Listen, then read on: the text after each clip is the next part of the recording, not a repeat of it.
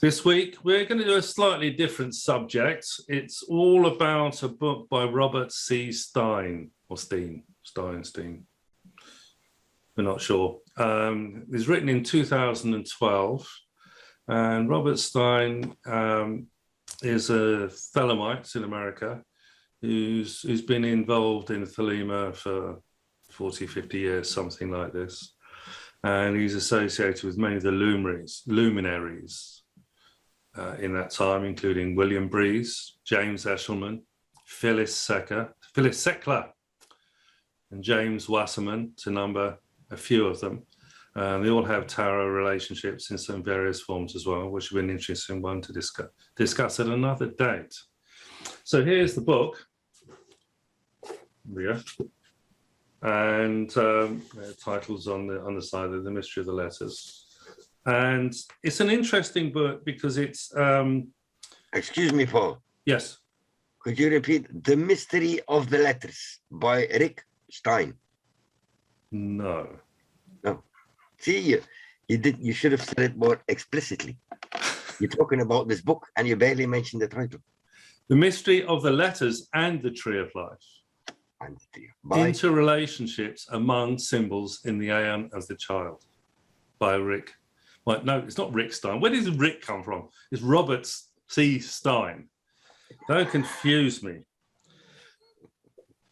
In terms of tarot, there's a big section. The third of the book is taken up on Liber 231, which of course is the sigils, the 22 sets of 22 sigils that define the Hebrew alphabet and the tarot. Sorry, Bart? The book no one understands. Yes. He does a good job of the not understanding bit as well. And he also has a section on Liber Trigrammaton, which is number 27.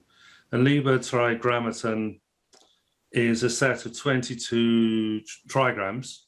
If you know the I Ching, you know there's 8 trigrams. You have a masculine and a yin and a yang line. With Trigrammaton, there's 3 lines. There's the Tao, and there's a broken line, and then there's a solid line. And the permutations of those 3 are 27. And this book is significant and important because there's a, we know the Hebrew gematria, very important. They also wanted to have a gematria for the English alphabet called English Kabbalah or EQ. And Liber Trigrammaton is the basis for creating the English Kabbalah. I know there's 26 letters in English. I'm thinking of Belgian, Dutch, Flemish now. How many letters have you got? 26, I suppose, same like you. Yeah?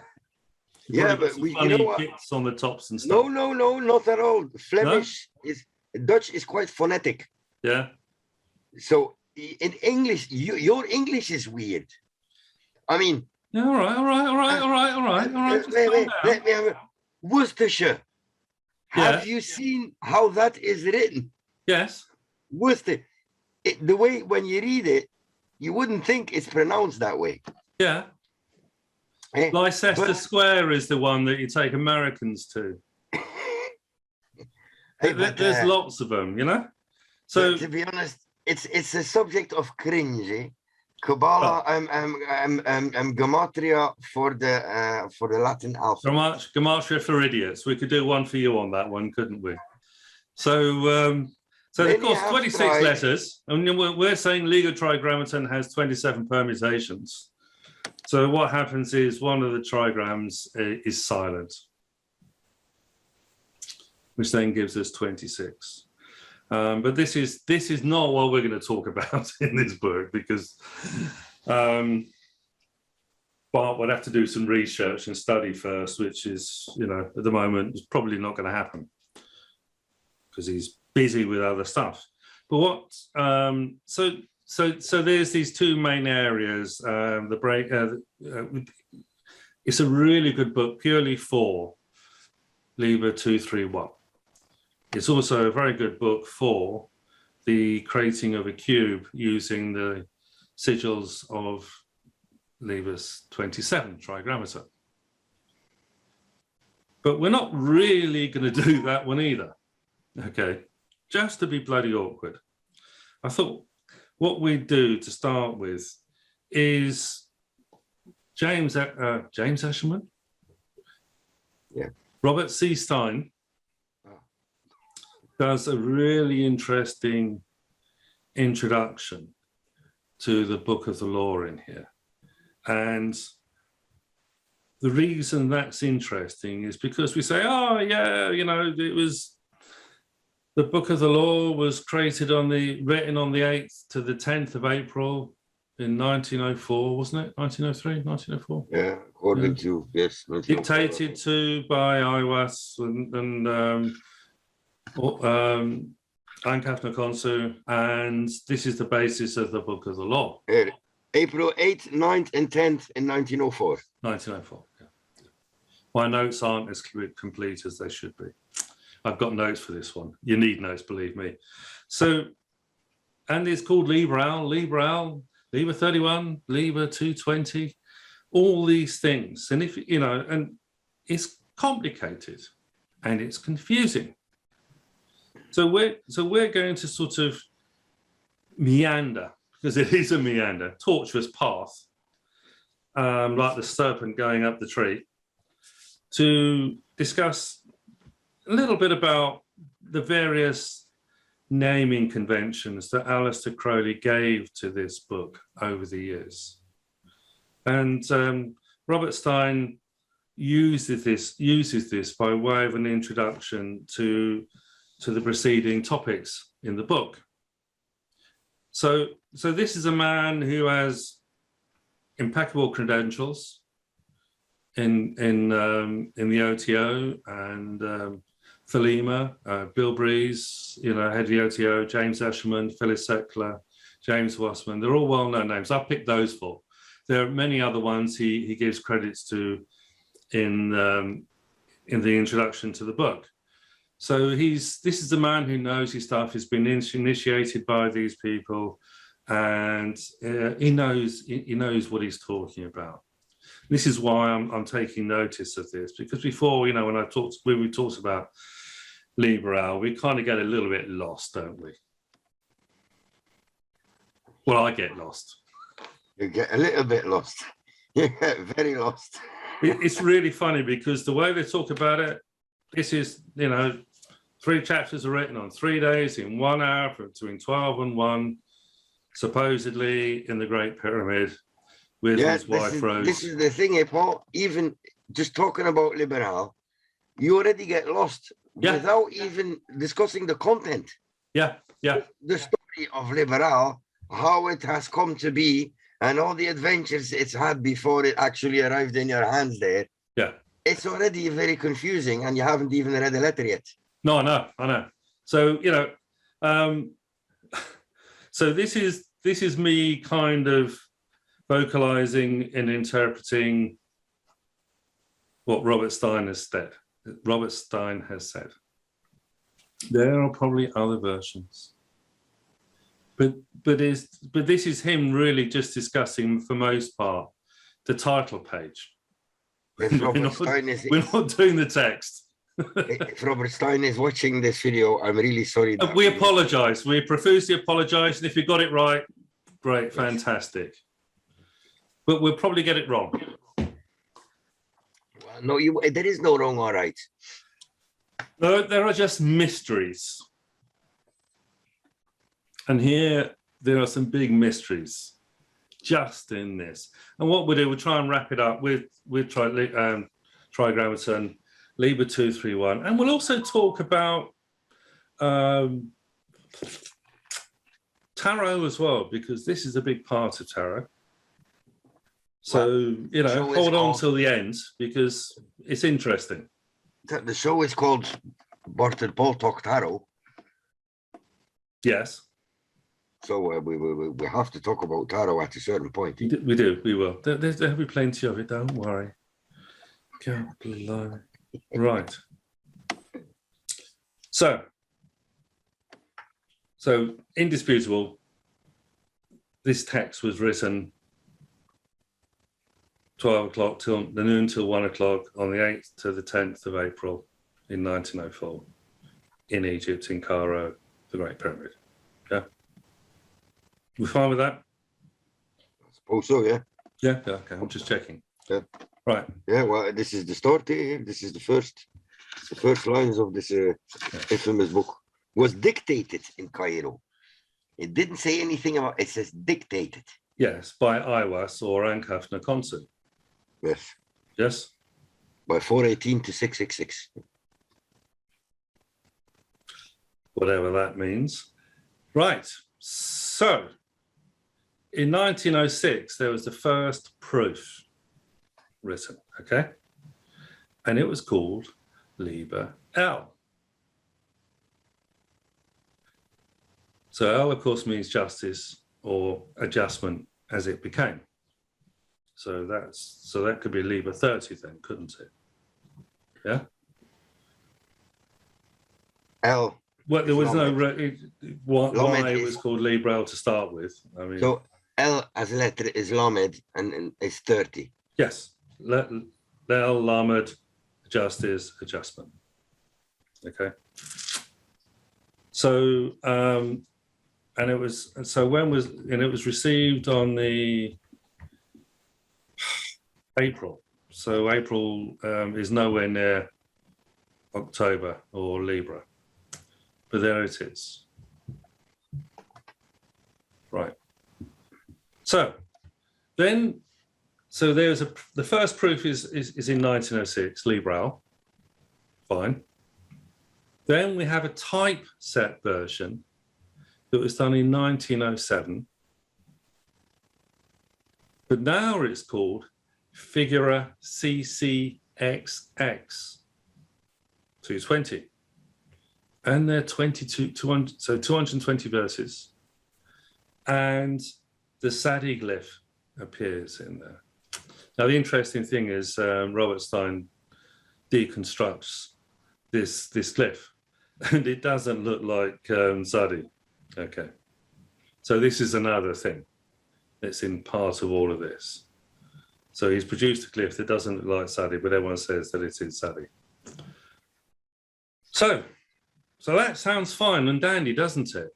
Except, then he says, the manuscript was lost in 1904 or 1905, and then found, I think we should put quotes, found, in September 1909, where at? Boleskine.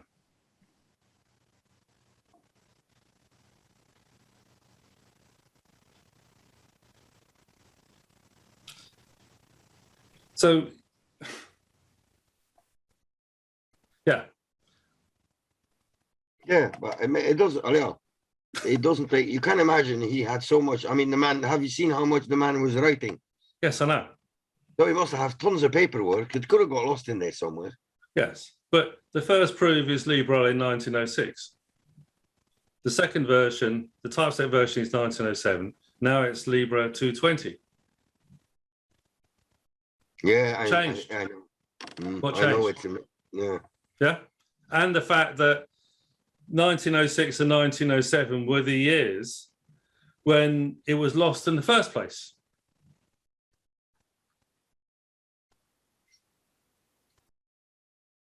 Do you want to lie down now yet, or shall we carry on?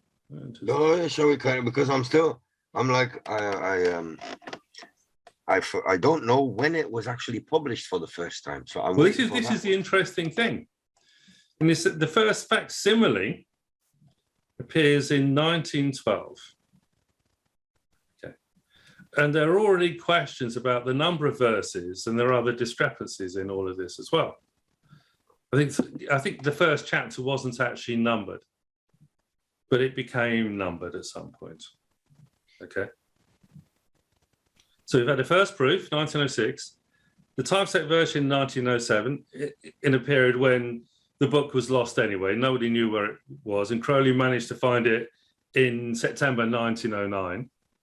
And the first facsimile appears in 1912. Okay. We move on. And then there's the Tunis edition in 1926. Okay. Now, Tunis edition.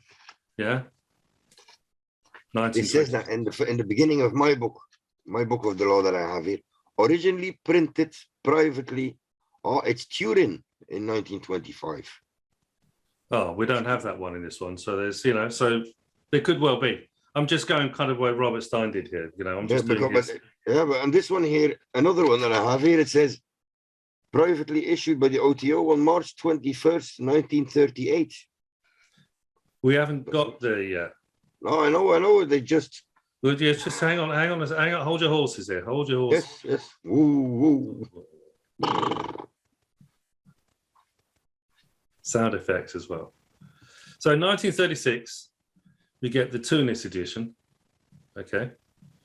Not the Tuner edition, the Tunis edition. Yes.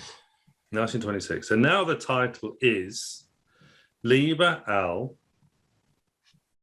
So it's gone from L to Liber L, sub Figura XXXI, which is 31.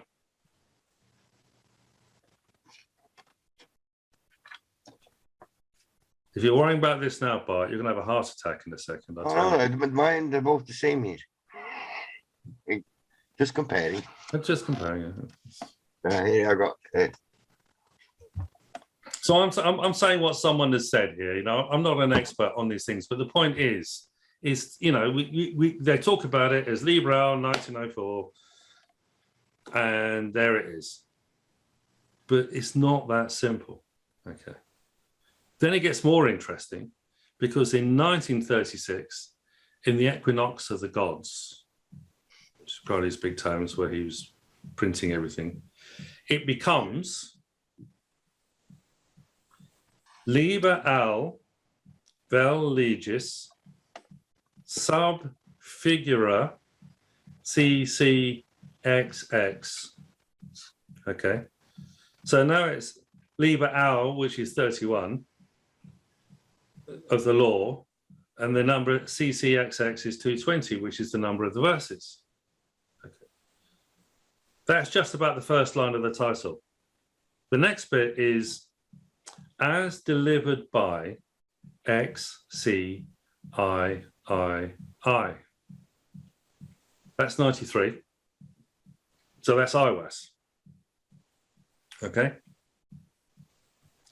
Equals. So we have an equation here, basically. 418, which of course is abracadabra, and the chariot card. And there's a whole magical formulae of abracadabra, which we covered in a previous video recently.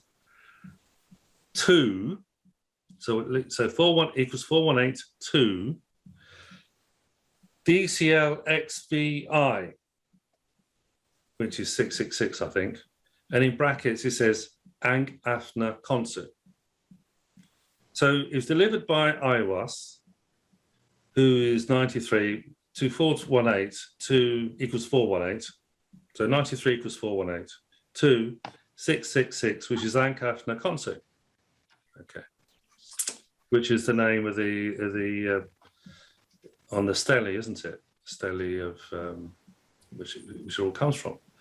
And then there's a colon, semicolon, the priest of the princes, who is 666, which then becomes Crowley. So if you're a psychologist here, the various identities that we have here, Iwas, Ankafna Konsu, or the priest of the princes, who is 666, which of course brings in all kinds of Christian stuff, which we don't really, going to get bogged down in. So that title is now big. It's gone portentous, It's pretty much, he's thrown the kitchen sink in terms of authority to that one, hasn't he? What do you think, Bart? Oh, well, mine here says the Book of the Law, and then open brackets. Yeah. Technically called Liber L vel legis sub Figura 220 as delivered by 93 418 to 666. Close the brackets. Yeah. So this one's actually called the Book of the Law on top. Right. Yeah. Okay. But, yeah, it's. This is so.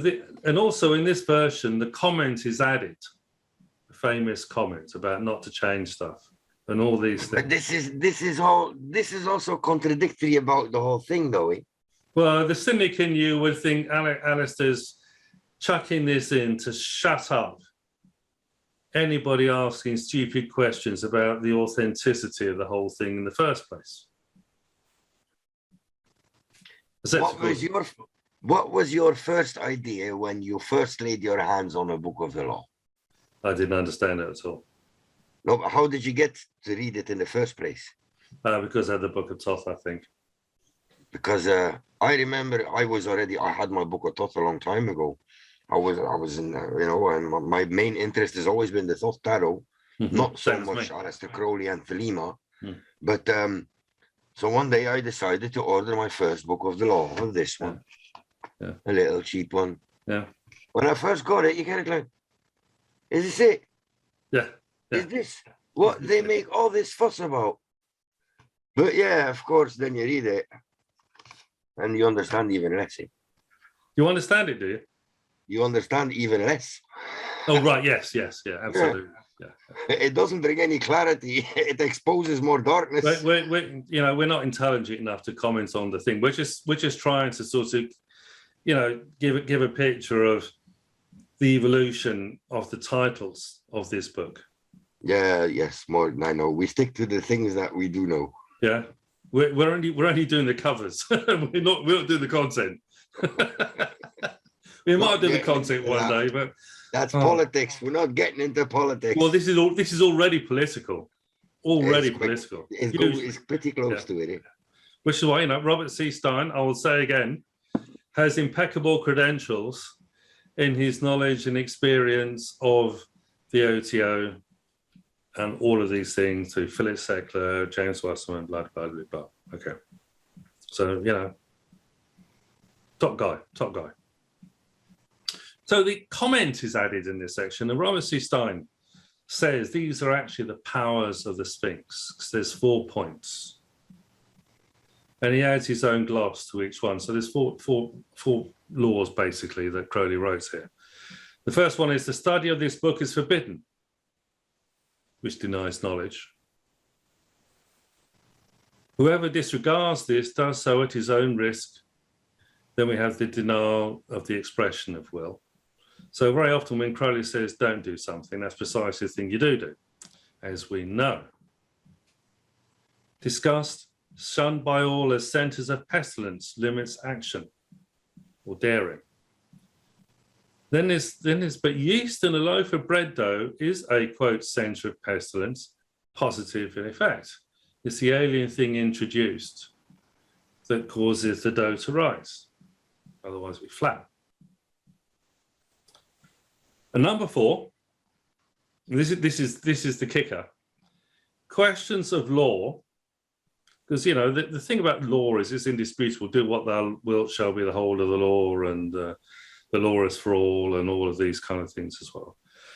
The questions of law decided only by appeal to my writings is silence. Shut up. And this is orthodox in quotes or official in quotes. Interpretations are not to be pronounced. So we're doing what we're told here, Bart, aren't we? We're not interpreting or commenting on the text. We're just commenting on the different versions that Crowley gave to these things for whatever reason. Besides, and even if there is greater causes to be done, we are merely doing our will. We're doing our will. I don't know what yours is. I'm doing mine. We're doing ours. I'm doing mine, yeah. Then he says, let the words speak for themselves. And there's an imitation in Liber 32, chapter 2, verse 2. Not sure what that is. I left it in there. So this is the A-class comment. You're not allowed to change the comma, a full stop, or anything else. Except, of course, every version the Book of the Law has they changed commas, full stops, and everything else.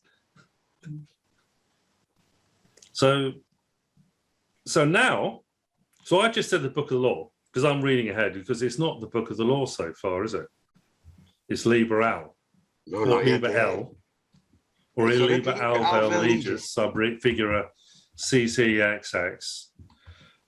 And yes, so then it becomes, in 1938, the Book of the Law. And this is a slightly different version of the one that came out previously in 1936. Yeah, that makes sense. Yeah. And I've got one here. This one is the 1925 edition, and this one is the 1938 edition. And you know exactly the differences between them, don't you, Bart? Yeah, now I do, eh? Questions will be asked. Right. Not about the contents, though. So now, okay, so the 1936 version, he's added this comment, don't change anything, okay? With this new A-class comment, there's the different classes of books that some can change, and the different meanings of what they are and all the rest of it. 1938, the Book of the Law, it's a slightly different version. And then in 1942, we have the 1942 edition of 1938 with corrections. What are these corrections, or we're not allowed to talk about that? We're doing meta here. We're not doing minutiae. We're just doing the cosmic. Did he change much? Well, was it significant? Yeah, but this depends on how anal you are about, this is the kind of hokey cokey. It's a full stop, it's a comma, it's a colon, it's a full stop, and all this kind of stuff. You have to be anal. Have you seen a while ago on Twitter? It was, I think I saw this. It was also was some Thelemic branch, Astrum Argentium, I think, or something. And they have been looking for systems in all the punctuation in the Book of the Law. So they've been counting every point, every comma, everything. And then they made sort of a Kabbalistic analysis of that. So, and they copied the whole Book of the Law, but only the punctuation. So yeah. Then you have a sheet there with dot, comma, dot, comma, comma, dot. So they make Morse code. Well, since you mentioned anal, it made me think about it. Yeah, well, when I sort of went there, I wasn't expecting such a graphic description of it, Right.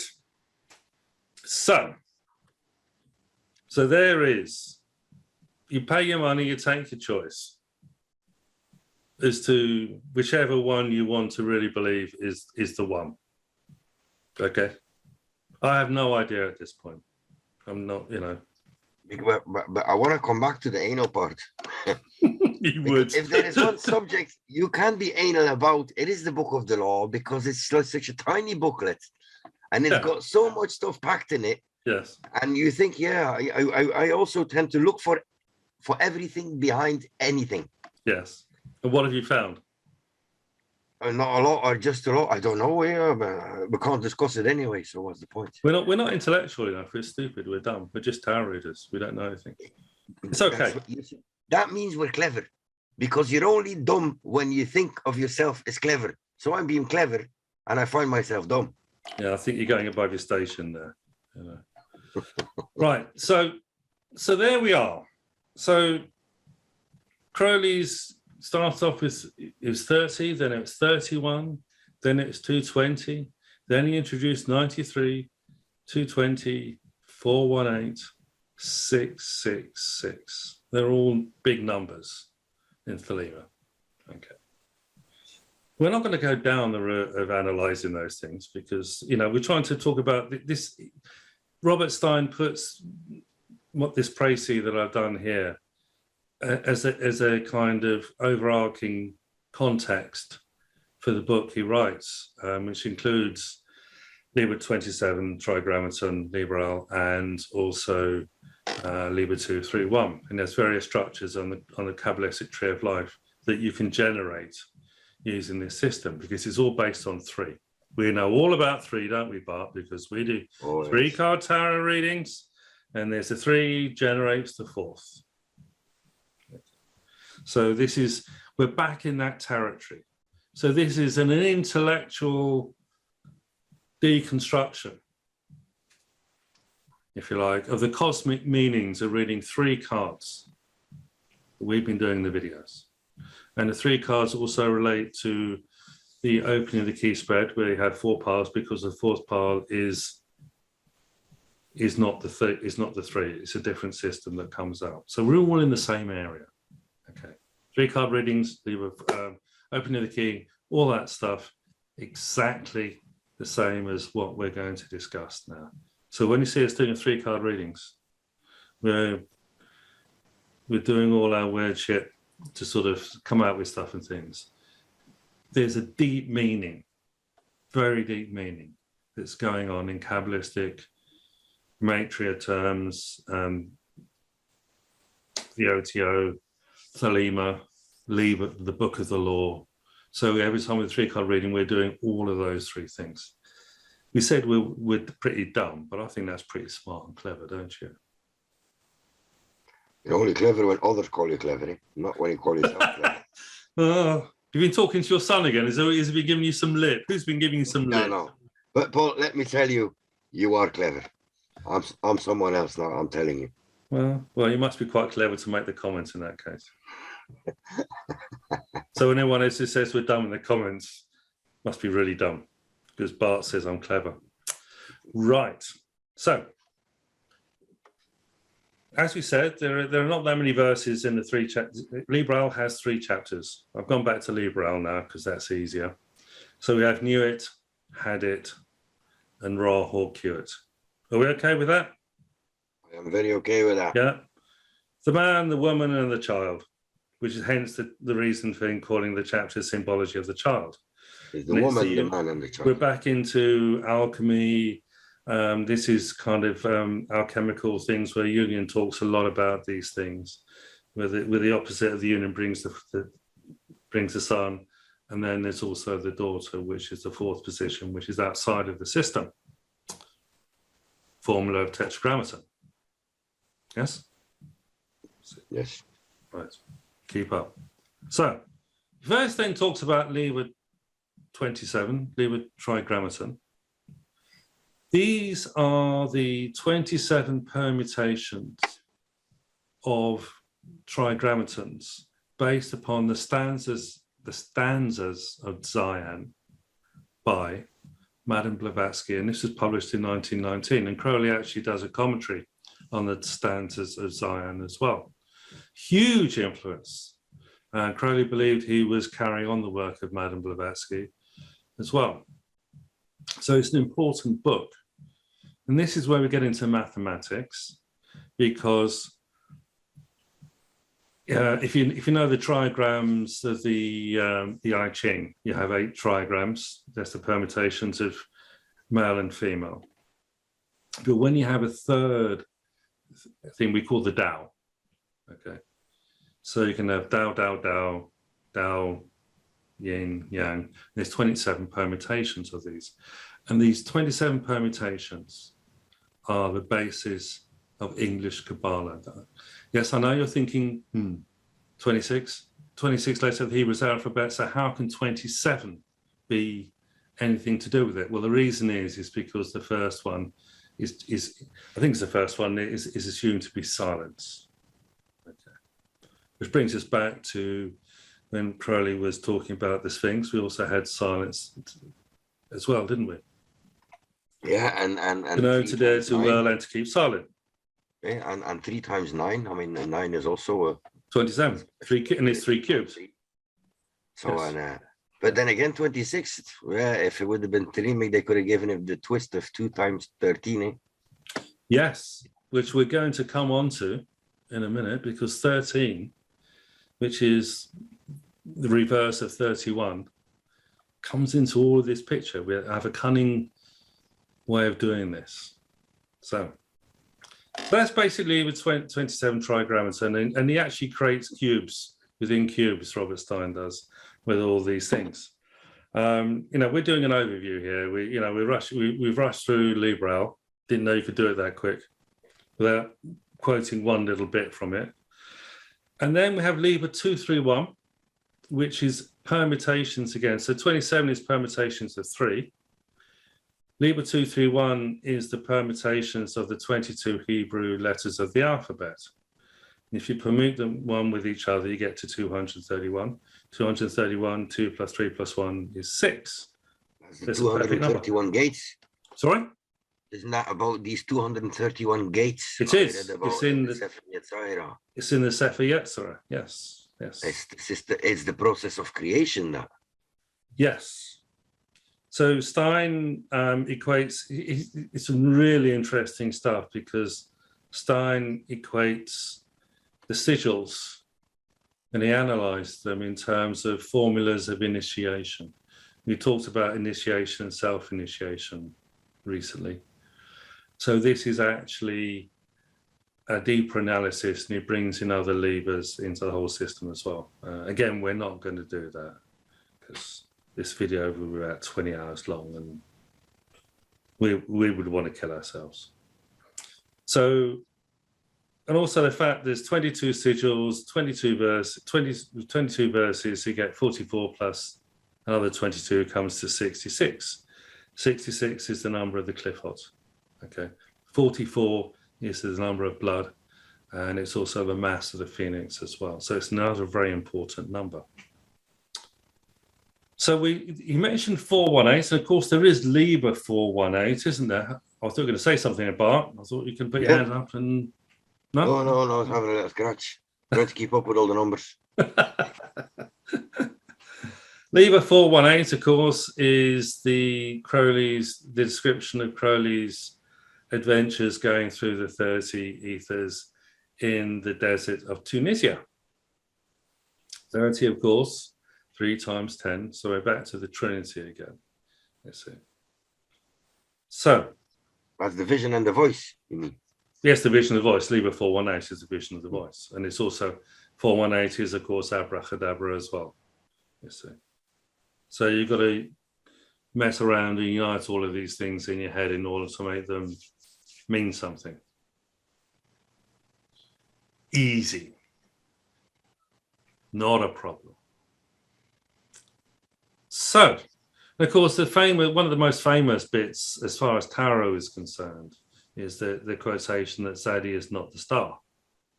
Yes, it is. Which caused Crowley to decide to transpose the star card in the end with the Emperor card. And it's like a big deal, and doesn't he, and it's the hokey cokey again, it's in, it's out, it's in, it's out, and all these things. And we established earlier that Robert Stein deconstructs this squiggly thing to decide that it's probably not Tzaddi to start with. So he's not saying why Crowley was perfectly capable of creating a thing that looked more like Tzaddi, but he didn't. So we've had all this palaver about it. And is that really, in the end, Crowley does and doesn't do this with the Book of Thoth? Just depends on which bits you look at. And of course, there's also this whole thing with 777 where he keeps the order, the 32 paths in. You can't change the order of the alphabet. So it still comes out. In the Book of Thoth, he interchanges it as well. Yeah, he does, yeah. In the end, they're general characters in their appearance, or what is it? Yeah, it's not convincing. It's just a... For what? For Yod-Heh-Vav-Heh. Okay, well, that's possible. I haven't thought of that one. Okay, so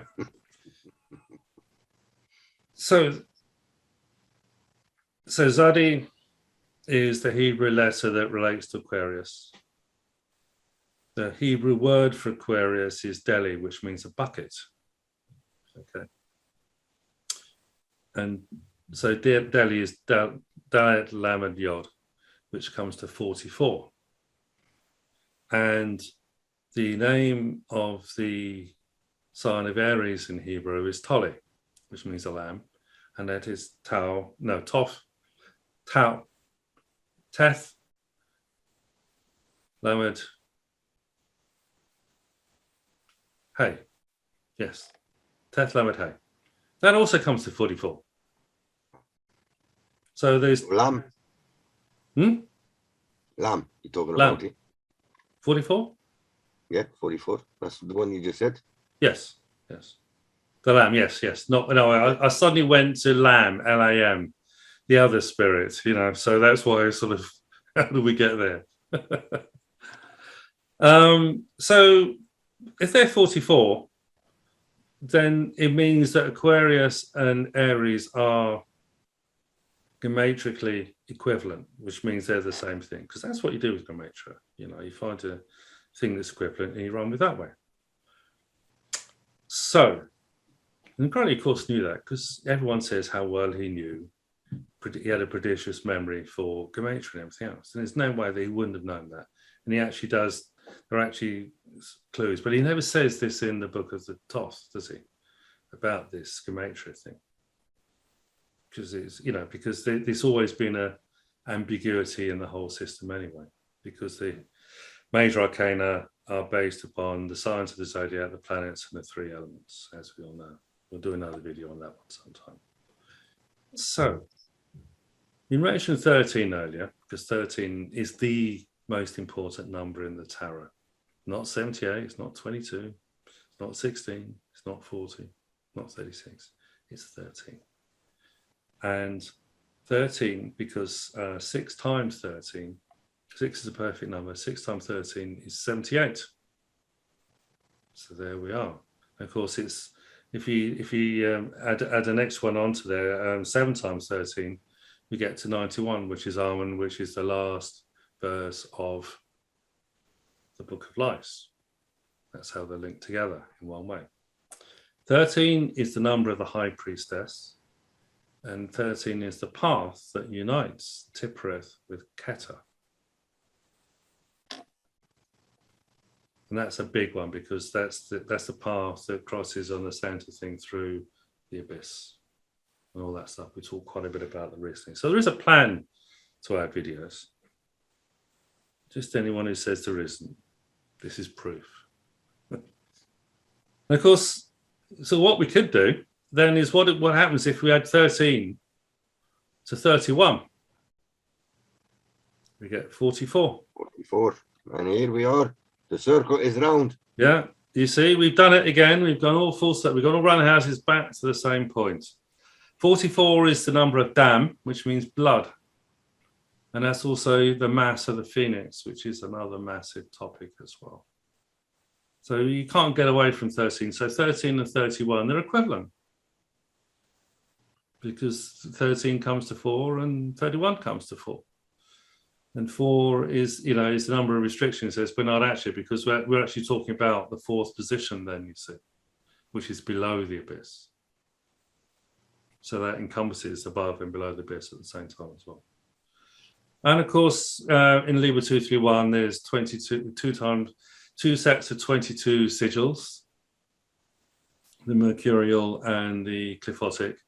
And we also have the 22 verses, which comes to 66.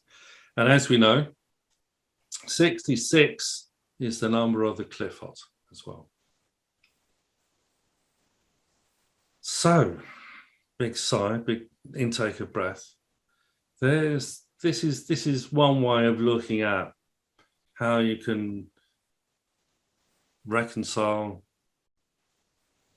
the Book of the Law with its different versions. And this isn't the only way you can actually look at these things, is it, Bart? There are plenty of other ways, aren't there? It's in the end, any way you look at it is the right way. Yeah, for now. It is. In the end, that's what he also mentions explicitly, I find in the book, is that in the end, the only thing that matters is your opinion about it. Yeah.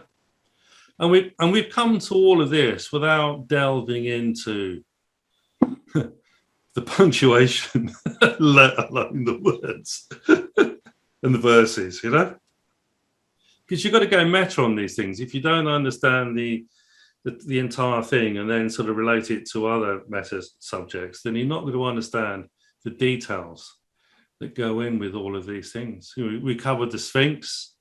Tzaddi is not the star. We discovered blood. We discovered the tarot. The Book of the Law. What else? Enochian magic we've done in there.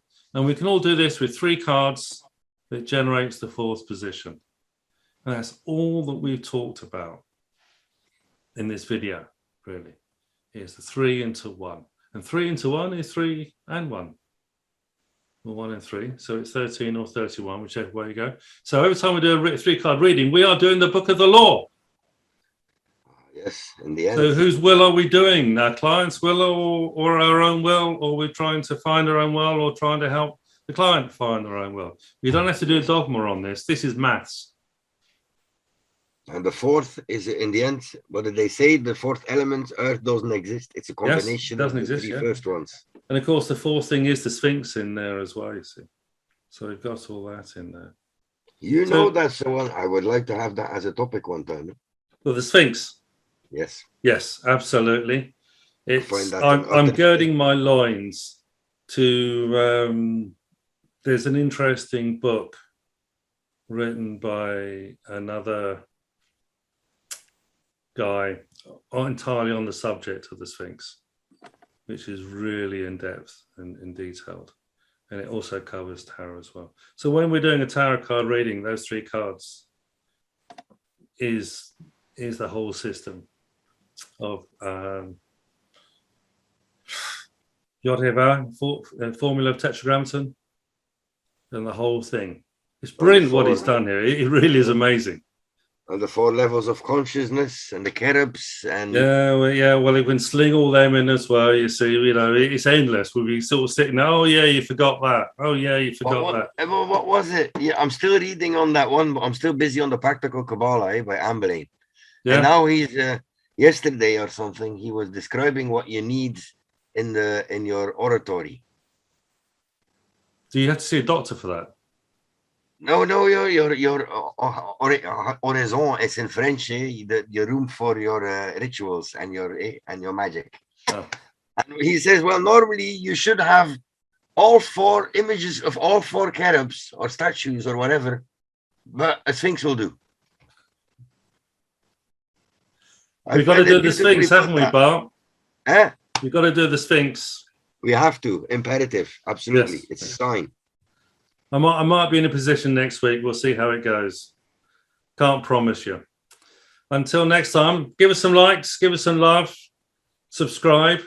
We've got the best Thoth tarot communities on Facebook that we run.